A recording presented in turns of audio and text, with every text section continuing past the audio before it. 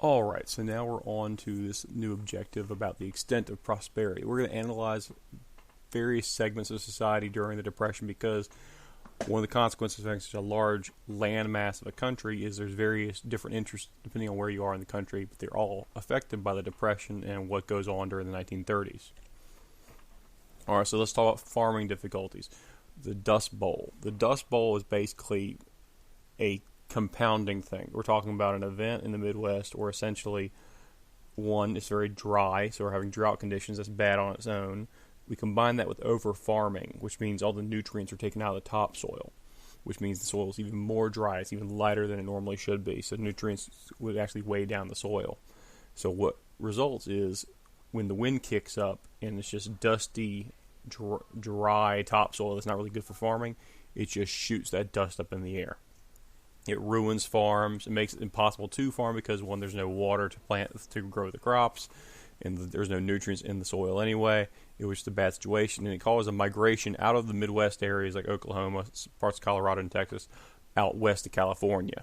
And we call those people that left Okies. There's a song called Okies from Muskogee. Here's a quick map of the Dust Bowl. This is from 33 to 36. So we're talking about a relatively short period of time. But when these people left, they didn't leave with intending to come back. So understand that. So you got the main Dust Bowl area damage. So areas that are actually damaged by the dust flying up and just areas being dried out with no nutrients in the soil being destroyed. This is the rough area where things are going really bad. You're about to see another map and one more slide. Actually, you can barely see it.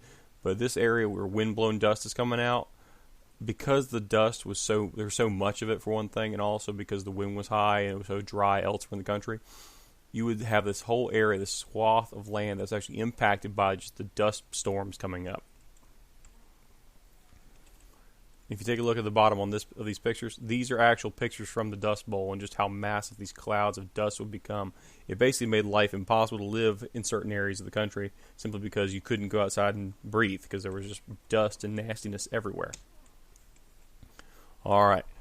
Response to prosperity, quote unquote prosperity. This is after the crash. So the stock market's now crashed. People have their money in banks. Banks have lent out money on margin based on the stocks that are now crashed. So the banks don't have money. They don't have collateral to collect. And people are panicking. What do people do when they panic? They go get their money. So there was what was called a run on the banks. And people went to go get their money on the banks. And at a certain point, the banks didn't have any money anymore. So that's where you had an issue going on. So all of a sudden, banks started to fail. And what do you think happened to the people who had their money in the bank? They lost everything. So in 1929, 600 banks closed. By 1933, 11,000 of 25,000 banks that were in the country had failed. So we're talking about nearly half of all the banks in the country. And we're not keeping in mind, banks nowadays, the way we think of them, is a little different. There were a lot more banks back then than there are now. Like we have little branch banks, but those don't count. It'd be like there's Wells Fargo with thousands of branches. It's still just one bank. Back then, you'd have thousands of banks from different companies, all these various areas you can pull from, local banks, regional banks, national banks, and they were just failing left and right.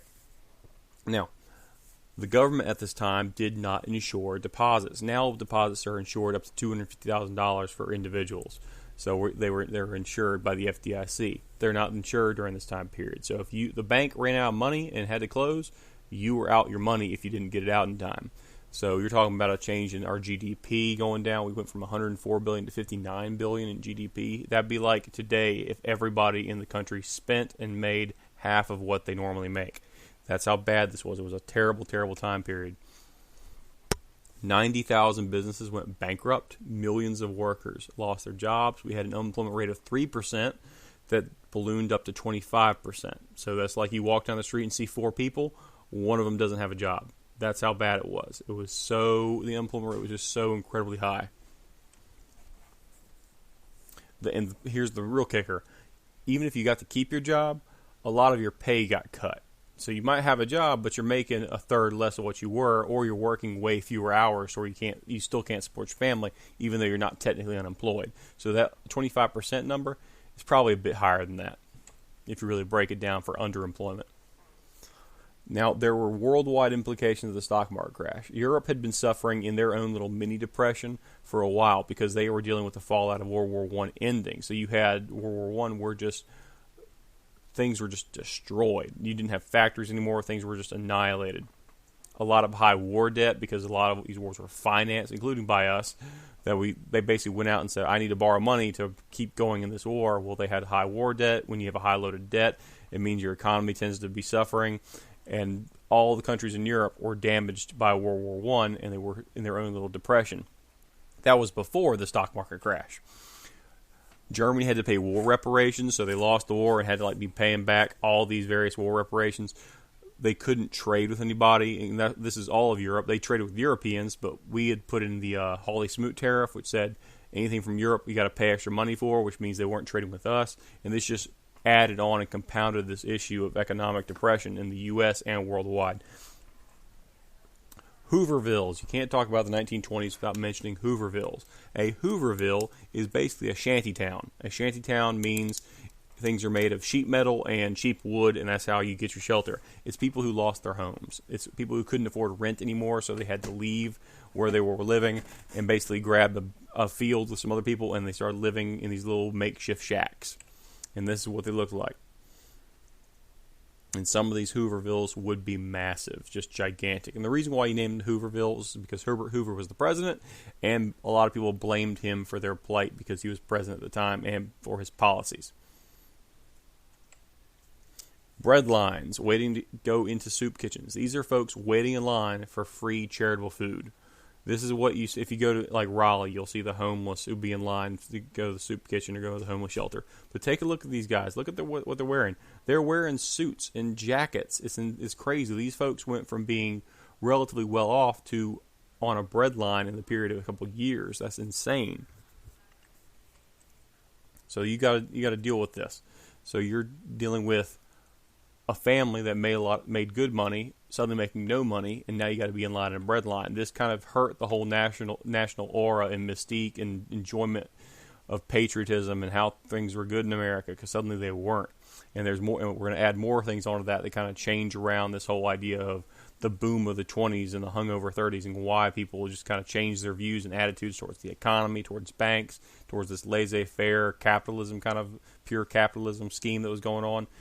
This all compounds on to what would later become the New Deal and later economic legislation and change that happened in the 20th century. Here's a quick picture of some soup kitchens. Basically, the poor would come here to eat. This is what they get. And soup is what you could do because you can make a lot of soup for a very inexpensive amount. It wouldn't help you grow too much. It doesn't have a whole lot in it, but it'll make you feel full. It'll have your basic nutrients. All right, this is Hoover's view on why he didn't really want to put out direct relief. We'll talk about that in a minute. Rugged individualism. Hoover believed that the individual should take care of themselves and their family and not look for the government for help, as in you shouldn't look for handouts. That was Hoover's basic belief. He opposed direct relief, and direct relief is basically giving food, shelter, and basic needs to people who were in troubled times. So unemployed, people affected by the stock market crash, the Great Depression. Basically at least 1/4 of the entire population who's damaged by the Great Depression. Opposed by Hoover, but supported by Franklin Delano Roosevelt. So the guy who basically is the author or the person behind the New Deal when he becomes president. Or the bonus army. So we're talking about 1929. It's only 10 years after World War I. So we have a lot of World War I vets who are now unable to find work because of the Depression. Now, in 1932, they basically marched on the Capitol to really demand an early payment of a cash bonus that would be due to them in 1945, basically saying, hey, here's extra money for having served in the Great War. Here you go. And they're basically trying to call that up early to get going in their own economy and pay for the things they got to pay for. And this is what the bonus army looked like. This is the march on the Cap. I think that's the Capitol building. Yeah, there's the rotunda over there. And this is on the way there. These are shanty towns that are on the way to the bonus army and the bonus march. All right. Next lecture, we're going to talk about the New Deal in particular, but don't worry about those book and page numbers. We'll deal with those later on.